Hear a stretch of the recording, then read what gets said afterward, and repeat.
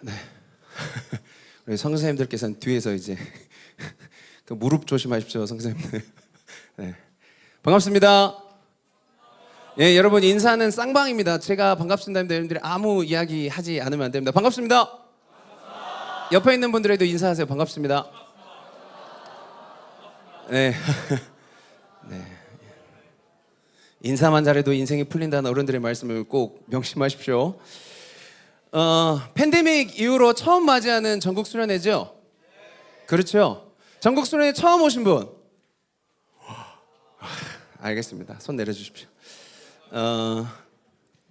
저희 DFC라는 귀한 공동체로 함께 모여서 제가 방금 전에 기도하긴 했지만 하나님 앞에 영광을 올려드리고 또 그 안에서 함께 은혜를 누리고, 저는 바라기는 이번 수련회가 끝나고 난 다음에 여러분들이 예수님과 더 가까워지길 소망합니다. 그래서 예수님을 닮아 따르기를 소망하는 청년들이 이 안에서 더욱더 무럭무럭 자라나기를 소망합니다. 아멘이십니까? 이때 아멘 크게 해야 돼요. 아멘이십니까? 아멘. 네? 앞에 서보십시오. 위협적입니다. 여러분, 우리가 모일 수 있음이 은혜입니다. 저는 함께라는 단어를 좋아하는데요. 왜냐하면 우리가 뭐길래 함께할 수 있어요? 그런 생각 혹시 해본 적 있습니까? 옆에 있는 양옆에 있는 분들 이렇게 한번 눈을 한번 지그시 보시겠습니까? 생각을 해봐요. 저 인간이 도대체 나와 왜 함께할까? 그런 생각 한 적 있어요? 여러분, 전 세계 인구 한 80억 명 된다고들 하죠. 눈앞에 있는 인간은 80억 분의 1입니다. 이제부터 오 나오는데, 여러분 곁에 있는 지체들과 함께 할 수 있음이 은혜입니다. 아멘이십니까? 그리고 우리가 DFC를 모여서 이렇게 또한 함께 할 수 있음이 놀라운 은혜인 줄 믿습니다. 옆에 있는 분들이 그래서 그 은혜로 격려하면서 이렇게 인사해 주세요. 제가 인사를 시킬 때 이렇게 자주 시키거든요. 어깨를, 자, 오른손을 드세요. 자, 엘보우, 팔꿈치를 드시고요. 옆에 있는 사람을 툭 치십시오. 기분 나쁘게 치지 마시고 툭 치시면서 이렇게 인사하십시오. 짜쓱, 잘 왔다. 시작. 자, 이번에는 왼손을 들어서 딱 이렇게 들고, 그러면 이제 왼편이겠죠? 그분에게는 어떻게 치시겠습니까? 기분 나쁘게 얼굴 치시면 안 됩니다. 한번 똑 치면서 이렇게 인사하십시오. 은혜 진하게 받고 가자. 시작.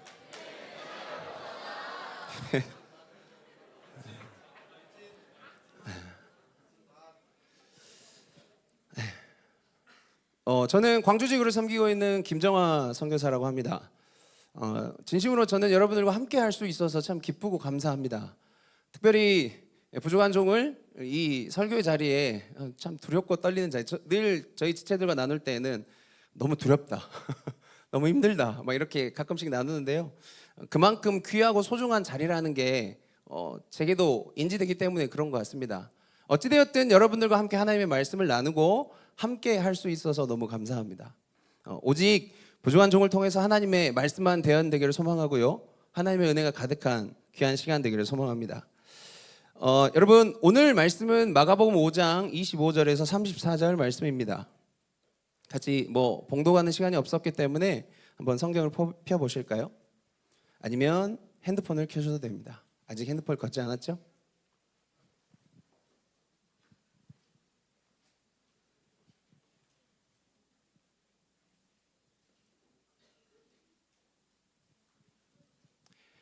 네.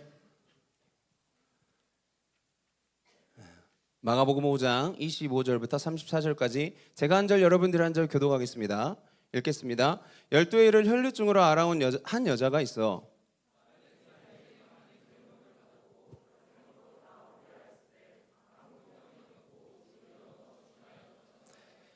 예수의 소문을 듣고 무리 가운데 끼어 뒤로 와서 그의 옷에 손을 대니,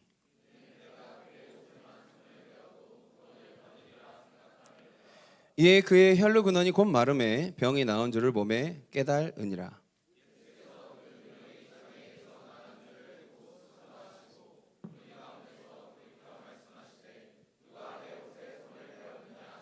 제자들이 여짜오되 무리가 에워싸 미는 것을 보시며 누가 내게 손을 대었느냐 물으시나이까 하되, 여자가 자기에게 이루어진 일을 알고 두려워하여 떨며 와서 그 앞에 엎드려 모든 사실을 여쭈니, 따라 내 믿음이 너를 구원하였으니 평안히 가라. 내 병에서 놓여 건강할지어다. 아멘. 여러분, 제게는 그간 이렇게 하루하루 살아오면서 제 나름의 삶의 경험이나 삶의 정리들을 한 진리라고 하는 책장 하나가 있습니다. 착한 사람들이 보입니다. 이 옆에 제 삶에 이게 웃음 포인트인데 아무도 안 웃네요. 죄송합니다. 근데 이제 이 진리라고 하는 칸에 제가 살아왔던, 그래서 여기서도 배우고 여기서 경험하면서 나름의 개념과 정리를 해서 여기다 차곡차곡 쌓아놓습니다. 그래서 이것이, 그러니까 어떻게 얘기하면 진리라고 함부로 말하기가 좀 두렵긴 해요. 하나님의 말씀의 진리하고는 절대 견줄 수는 없습니다. 아무것도 아닙니다. 그냥 제 삶의 개통철학과 같은 그런 것들을 모아놨습니다. 근데 이 진리가 때로는 제 삶의 어떤 순간에 기준이 되기도 하고 어떤 삶을 해석하는 틀이 되기도 합니다. 그래서 제게는 참 소중한 책장이 있습니다. 네, 그렇습니다. 저는 오늘 여기서 제 삶의 진리 하나를 꺼내서 여러분들에게 소개하고 싶습니다. 뭘까요? 바로 이겁니다. 자, 함께 읽어봅시다. 시작. 다시 한 번 더 크게 시작. 여러분, 이 말 혹시 동의하시면 고개 한번 끄덕여 주시겠습니까? 네. 정말로 그래요. 이게 곱씹으면 곱씹을수록 저 말이 저는 진짜 맞는 것 같아요. 내가 어떠한 태도를 갖느냐에 따라서 과정도, 그 일의 결과도 달라지더라고요. 하나님 앞에서도 그렇고 사람 앞에서도 그렇고 우리가 감당하는 어떤 사역 앞에서도 그렇고 하루하루 살아가는 삶 앞에서도 그렇고 때로는 기쁠 때에도 이 태도가 중요해요. 그런데 반대로 슬플 때도 이 태도가 중요하더라고요. 그러니까 상관없이 어떠한 태도로 내게 주어진 삶을 대하고 임하는지에 따라서 우리는 이렇게도 살아갈 수도 있고 저렇게도 살아갈 수 있는, 완전 다르게 살아갈 수 있는 것이 우리네 인생이지 않을까? 저는 이 진리칸에 그렇게 생각하며 꼽아놨습니다. 자, 제가 말씀드린 이 태도가 중요하다라고 하는 이 개념을 가지고 저는 오늘 여러분들에게 한 가지 질문을 던지며 말씀을 계속 이어가고자 합니다. 여러분들은 어떤 마음과 어떤 태도로 이 수련회에 참여하셨습니까? 우리 마지막에 기도 우리 인도하시면서 김경원 선교사님이 친구들의 마음을 이렇게 잡아주시더라고요. 어떤 친구는 기대하는 이도 있을 것이고, 전 이 인간을 제일 싫어하는데 별 생각 없이 여기 그냥 앉아있는 인간들도 있을 것이고, 어떤 이는 혼란스러운 마음도 있을 것이고, 또 어떤 사람은 모르겠어요. 어떤 일이 있을지 모르겠지만 불만스러운 마음도 있을 수 있겠다 싶습니다. 근데 바라기는 여러분, 어떤 마음으로 이 자리에 앉아 계시든지 간에 이 여는 예배 가운데 같이 우리 함께 찬양하고 말씀을 나누고 기도하며 나아가며 우리가 이번 3박 4일의 수련회를 참여하는 마음을, 이 태도를 바르게 정렬할 수 있는 귀한 시간이 되기를 소망합니다. 그런 면에서 오늘 우리가 아까 읽었던 마가복음 5장 25절에서 34절 말씀이 여러분들이 이번 수련회에 임하는 그 마음가짐과 태도에 대한 교훈과 도전을 안겨줄 것을 믿습니다. 자, 그러면 본격적으로 우리 말씀으로 들어가서요. 네. 우리 오늘 본문은요, 한 여인의 인생을 이야기합니다. 이미도 잘 아시는 분들도 있겠죠. 교회께나 다니시면 이 여인의 인생을 들어보지 않은 분들은 없을 겁니다. 자, 25절부터 26절까지 앞으로 보이시죠? 한번 읽어보겠습니다. 시작.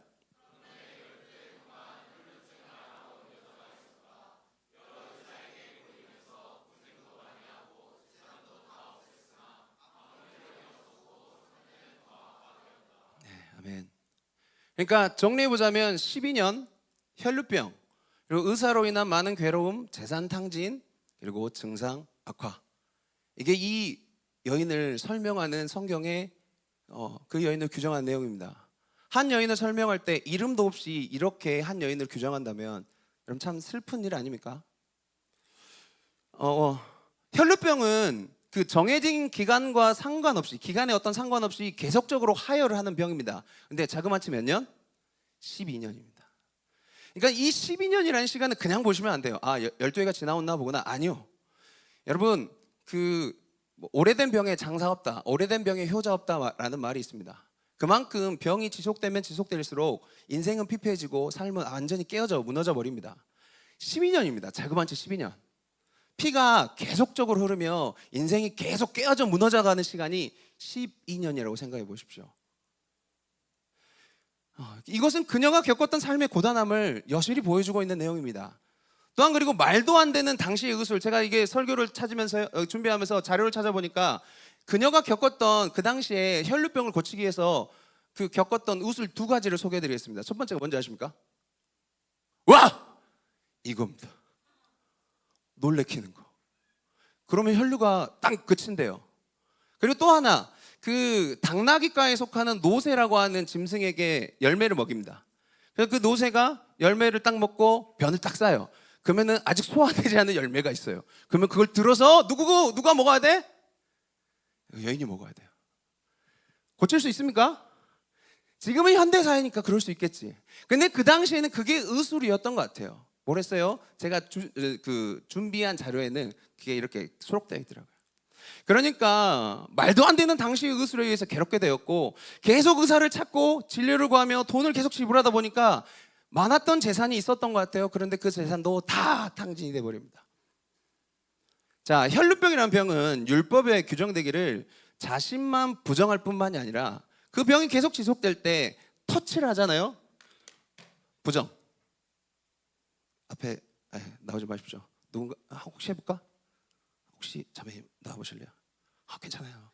아니 옮기지 않아.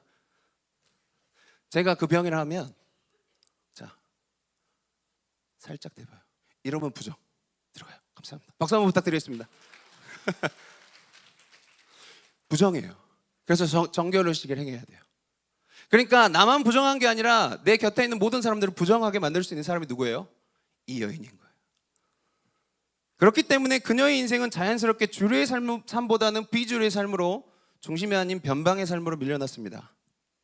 사랑하는 예수자 여러분, 우리 인간의 인생에 있어서 외로움이라는 기제, 생각해 보십시오. 외로움이라는 기제는요, 때로는 우리네 인생 완전히 송두리째 앗아버리기도 합니다.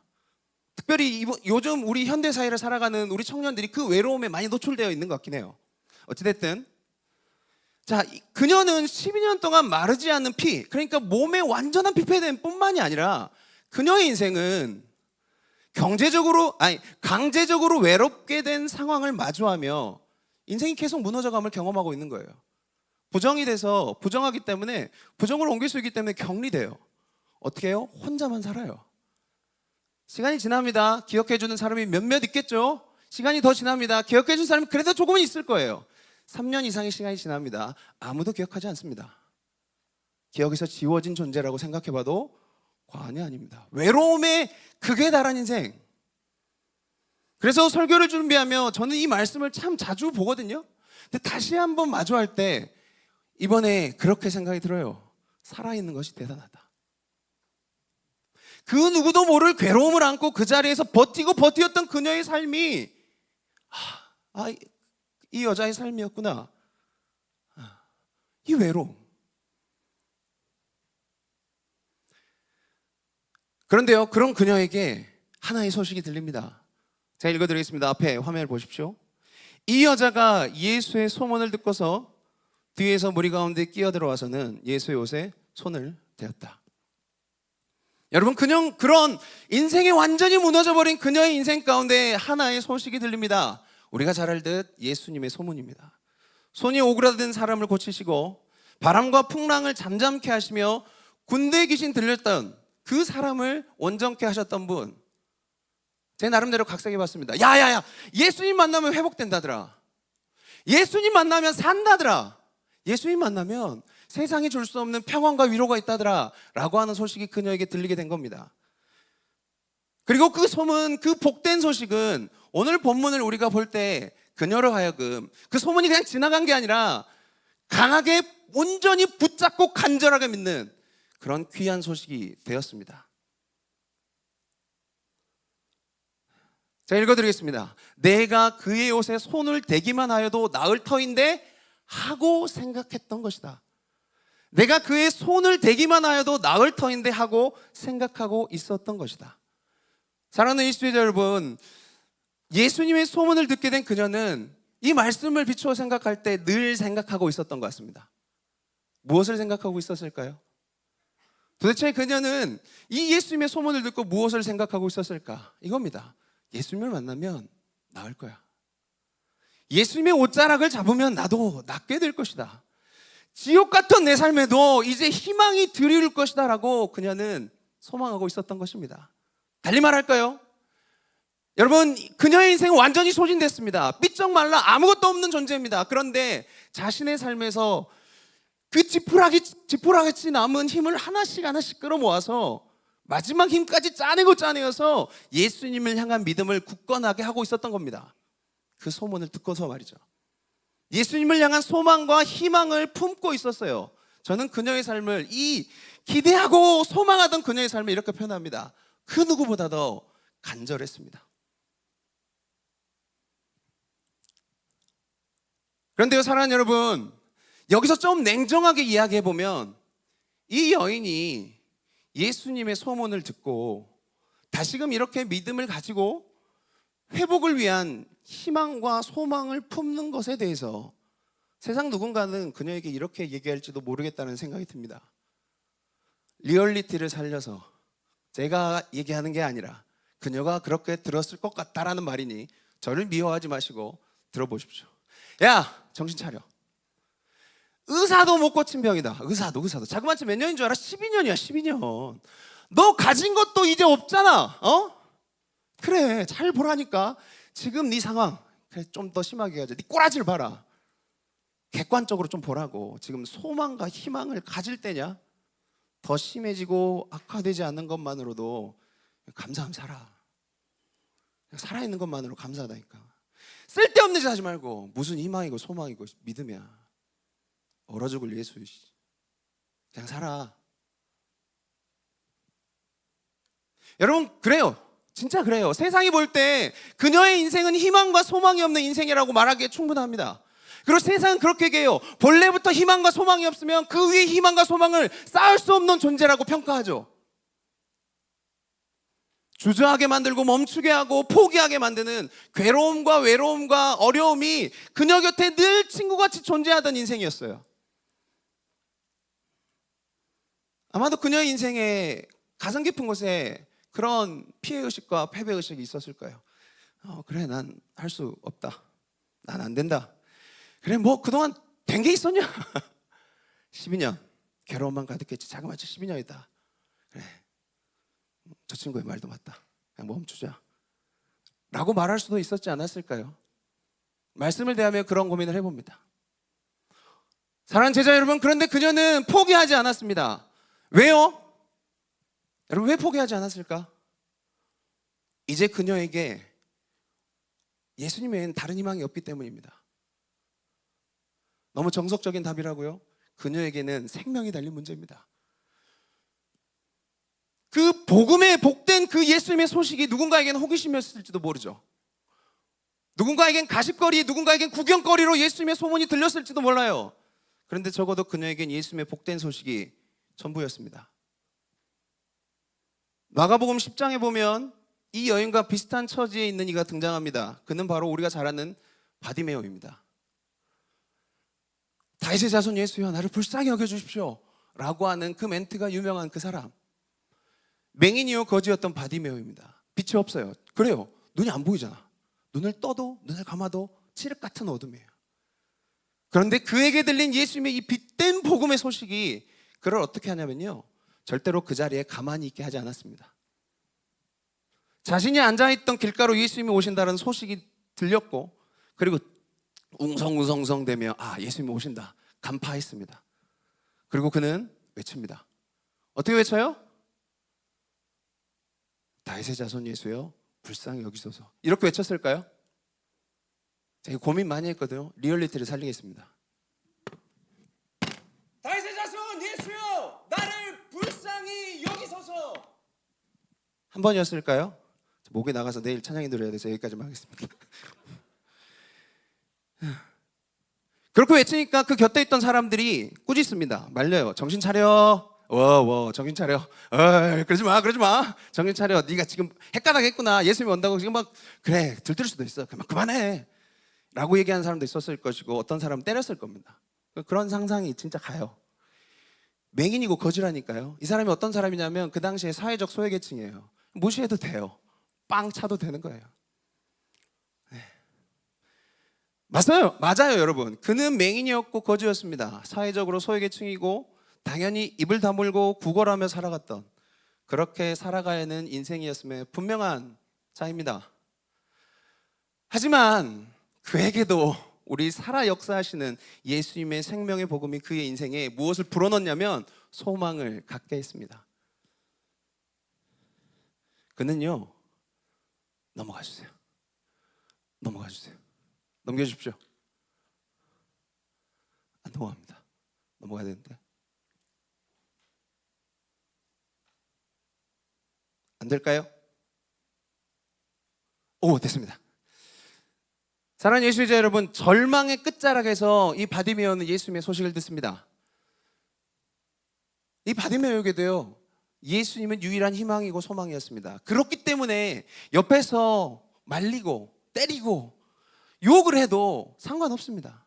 다윗의 자손 예수여, 나를 제발 좀 불쌍히 여겨주십시오라고 이야기하는 것입니다. 그는 반드시 예수님을 붙잡아야 했습니다. 이도 그 누구보다 간절했습니다.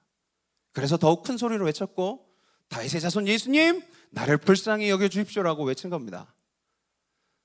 여기 모인 사랑하는 우리 TFC 가지장 가지원 여러분, 저는 바라기를 다른 것보다 이번 수련회를 통하여서 이들이 만났던 그 생명의 주 대신 예수님을 여러분들이 깊이 만나기를 소망합니다. 아멘이십니까? 여러분, 이럴 때 크게 아멘 하십시오. 예수님 곁에 있던, 아까 말씀드렸던 예수님을 호기심으로, 가십거리로, 구경거리로만 생각하는 그저 그런 무리가 아니라 여기에 모여있는 여기 우리 사랑하는 가지장 가지원들 모두가 예수님 바로 곁에서 그 옷자락을 잡고 예수님의 발걸음을 멈추게 하고자 예수님께 소리를 지르는 그 여러분들이 그 한 명 한 명이 되시기를 간절히 소망합니다. 예수님을 향한 간절한 믿음을 품고 소망을 가졌던 그 혈루병 앓는 여인과 바디메오 같은 이로 우리가 죽게 나가기를 소망합니다. 그런데 여러분, 저는 다 여러분들의 인생을 다 할 수 없어요. 그런데 우리가 그렇게 주님을 향해서 나아갈 때 믿음과 소망과 희망을 품는 것에 관해서 종종 우리 마음에 의심을 사게 하고, 때로는 주어진 환경과 그런 상황 속에서 무너지고 깨지는 나의 삶이 있다 보니까 도대체 예수님께 나아가게 만드는 그 걸음을 어렵게 만들고 무너지게 만드는 것들이 있을 수도 있습니다. 저는 여러분들을 다 몰라요. 제 인생을 보니까 그렇더라고요. 그런데 그럴 때일수록 주님께 나가야 됩니다. 혈병 앓는 여인이 그 소망을 품고 주님께 나아갑니다. 바디메오가 외면당하고 차임을 당해도 주님께 나아갑니다. 여러분, 그 모든 문제들, 그 모든 어려움들, 그 고민들, 그 걱정들을 모두 모아 우리 하나님 앞에 올려드리십시오. 하나님께서 여러분들의 마음을 위로하시고 여러분들의 삶을 온전히 세워가실 줄 믿습니다. 그런 이번 수련회가 되기를 간절히 소망합니다. 그렇게 절망의 끝자락에서 복음의 소식을 들었던 이 여인은 간절한 믿음을 소유하게 됩니다. 두 번째로요, 넘겨주십시오. 이게 잘 안 됩니다. 같이 한번 읽어볼까요? 시작. 네, 간절함은 절대 포기를 모릅니다. 또 한번 넘겨주십시오. 넘겨주세요. 네. 제가 한번 읽어드리겠습니다. 오늘 보면 24절에 보면 큰 무리가 뒤따라오면서 예수를 밀어댔다. 27절에 보면 이 여자가 예수의 소문을 듣고서 뒤에서 무리 가운데로 끼어들어와서는 예수의 옷에 손을 대었다. 31절에 보면 제자들이 예수께 무리가 선생님을 에워싸고 떠밀고 있는데 누가 손을 대었느냐고 물으십니까? 하고 반문하였다. 자, 예수님을 향한 간절한 믿음, 그 소망을 품고 예수님께 나아가는 이 혈루병 앓은 여인에게 있어서 극복해야 될 또 다른 큰 산 하나가 있었습니다. 그것은 무엇이냐면 이 본문에 계속 등장하고 있는, 넘겨주세요, 무리입니다. 이 무리는 그녀에게 있어서 두려움의 대상이었습니다. 그녀가 혈루병에 걸리고 난 뒤 율법의 규정은요, 그녀의 인생을 이렇게 올가매었습니다. 그리고 그렇게 율법으로 올가맨 규정을 이 무리들이 내세우면서 그녀를 아까 말씀드렸다시피 주류의 인생에서 비주류의 인생으로 밀어냅니다. 그래서 외면당하게 된 겁니다. 그렇기 때문에 예수님 곁에 수많은 무리가 있었거든요. 그래서 그 무리로 이 그녀가 다시 비집고 들어간다? 이것은 사실상 상상할 수 없는 일임에 분명합니다. 만약 그녀의 그 애처로운 발걸음이 누군가에게 발각된다고 생각해 보십시오. 바디메오가 당했던 어떤 것보다도 훨씬 더 처참한 상황이 벌어질지도 모르겠습니다. 이들이 또다시 그녀를 향해서 율법으로 부정한 자, 그녀를 다시금 정죄할 것이고 저 멀리로 내쫓아 버릴 겁니다. 그렇기에 주님의 소식을 듣고 간절한 믿음과 소망을 품고 나가던 길에 가장 큰 두려움으로 차지하고 있던 것 하나가 뭐냐면 예수님 곁에 있던 무리였습니다. 자, 여러분 사진 하나를 보겠습니다. 네, 돼요? 보이십니까? 보이세요? 이 그림은 그 이스라엘 그 갈릴리 호수 있잖아요. 갈릴리 호수의 서쪽 중반부에 있는 그 막달라 마리아가 살았다라고 추정되는 막달라라고 하는 그 막달라 마을이라고 하는 곳에 있는 그림이라고 합니다. 이 그림을 보고 전 소망이 생겼습니다. 성지순례를 가자. 같이 돈 모으실 분 있으십니까? 네, 죄송합니다. 여러분 이 그림이 그러니까 이것들을 설명하는 목사님이 그렇게 표현하세요. 어떻게 이 여인이 예수님께 다가갔을까? 또는 어떠한 심정으로 예수님께 이 여인이 다가갔을까를 표현하며 그린 그림이라고 하는 거죠. 자세히 좀 볼까요? 예수님이 누구실까요? 여기 좀 비싼 샌들을 신고 계시는 것 같은 나무 뒤에 흰색 옷을 입고 계신 분, 저분이겠죠? 그리고 그 혈루병 앓는 여인의 손은 저걸 겁니다. 그렇죠? 아니라고들 마시고. 근데 보세요. 이 여인의 손이 왼손이 이렇게 들어왔어요. 예수님의 이 오른쪽 다리에 이렇게 들어왔어요. 자, 이 여인이 어떤 모양으로 들어와 있을까요? 1번. 이것도 리얼리티 살리려고. 자, 앉아서 뒤에 안 보이겠다. 자, 앉아서 손을 뻗었다. 1번. 두 번째, 엎드러져서 기어서 손을 뻗었다. 다 저와 같은 마음이네요. 내려주십시오. 저도 2번이라고 생각을 합니다. 아마도 이 여인은요 엎드러져서 왼손을 뻗고 예수님의 그 옷자락을 잡았을 가능성이 높습니다. 왜냐하면 12년간의 하혈은 그녀에게 아마도 악성 빈혈을 안겨줬을 가능성이 높습니다. 그리고 완전하게 쇠약해진 몸을 허락해 줄 가능성이 높아요. 그래서 그녀가 꼿꼿하게 설 수 있다라고 하는 것이 참 쉽지 않은 일이었을 것 같아요. 아마도 이리 치이고 저리 치이고 그렇게 무리가 가는 대로 우르르 다니다가 때론 넘어졌을 거예요. 철푸덕 하고. 들킬까 봐 몰라 두려운 마음이 있지 않았을까요? 사람들 사이를 지나가는데 마음이 쿵쾅쿵쾅 돼요. 그리고 우당탕탕 구르고 깨지고 넘어지고 나아갔을 거예요. 그러다가 철푸덕 넘어져서 아무도 들어주지 않는 엎드러짐이 있었어요. 근데 여러분 그녀가 그 자리에서 어떻게 했을까요? 기어서 갑니다. 다시 일어날 힘도 없어서 다리를 밀고 밀어 주님께로 다가갑니다. 그렇게 주님을 만났습니다. 왜요? 도대체 왜 이런 위험과 두려움과 괴로움을 무릅쓰고 예수님께 나아갑니까?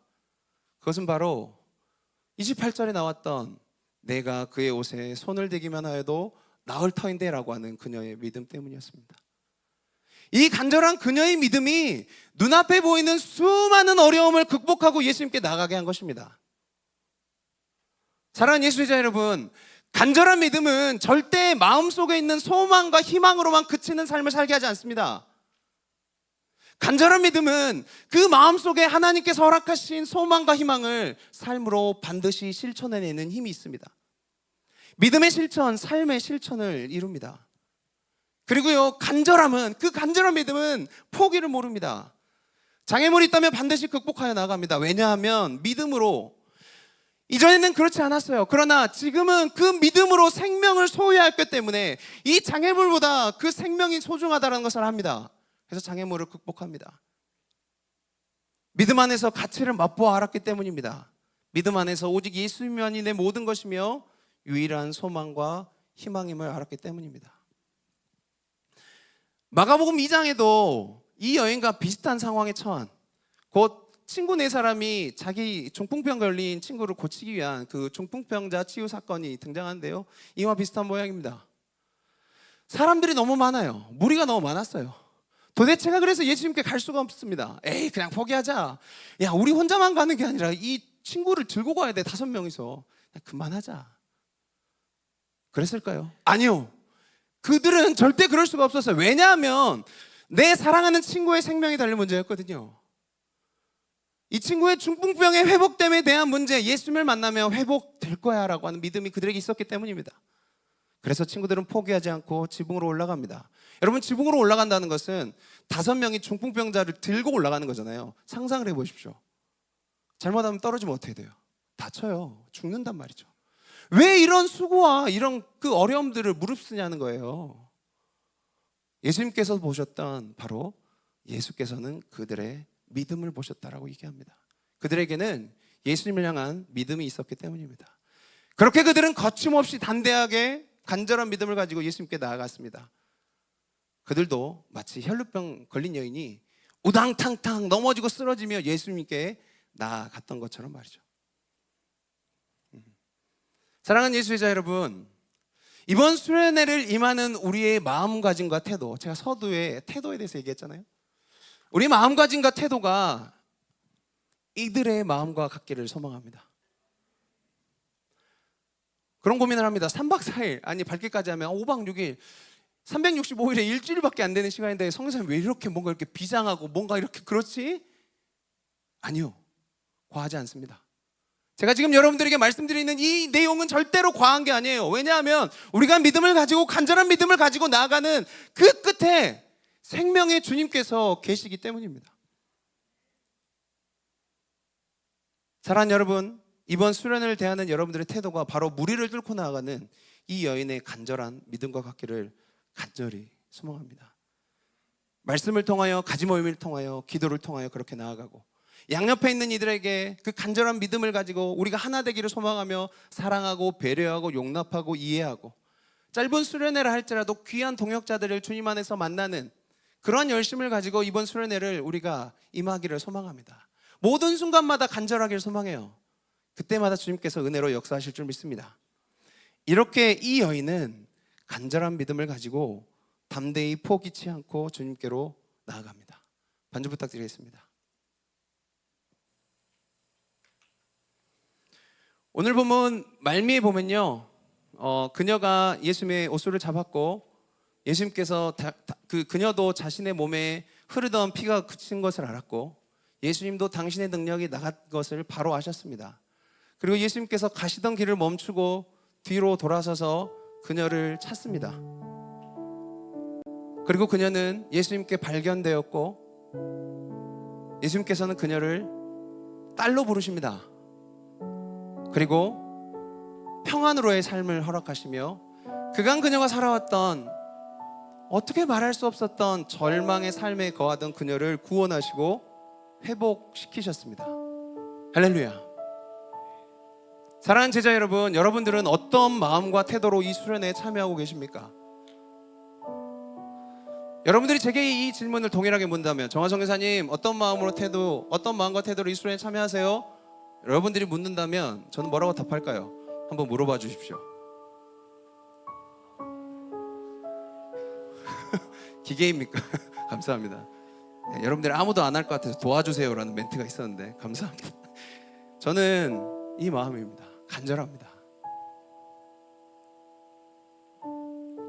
찾아봤어요, 간절함의 뜻을. 매우 지극히 정성스럽고 절실하다, 매우 시급하고 중요하다는 것을 알기 때문에 내 모든 것을 드리는 어떠한 태도를 간절함이라고 얘기를 하더라고요. 저는요, 여러분, 이번 수련회가 그냥 지나가지 않았으면 좋겠습니다. 교회 꽤나 다니시는 분들은 수련회를 많이 참여할 겁니다. 이번 여름에도 수련회 퍼레이드가 펼쳐질 겁니다. 하나 지나가는 수련회 되지 않았으면 좋겠어요. 늘상 그냥 지내가는 시간이 되지 않았으면 좋겠어요. 은혜로 충만하길 소망합니다. 예수님이 살아계시고 예수님이 함께 하시는 그곳에 생명이 살아나는 역사가 있었습니다. 회개하고 변화되고 일으킴을 받고 놀라운 역사들이 예수님과 함께하는 이들에게 일어났습니다. 우리가 이번 수련회 때 그러하기를 소망합니다. 사랑하는 제자 여러분, 넘어져도 상관없습니다. 굴러도 상관없습니다. 대굴대굴 우당탕탕 지나가도 상관없습니다. 혹시 그런 마음으로 이 자리에 오셨다 해도 상관없습니다. 완전히 무너져 내려 있다 해도 상관없습니다. 여러분들이 나아가는 그 끝자락에 예수님이 계실 겁니다. 아니, 이미도 예수님이 여러분과 함께 하실 것입니다. 이 절실함을 가지고 마음을 가지는데 유난히 선교사님들에 대한 마음이 벅차오릅니다. 저 선교사님들 많이 잘 모릅니다.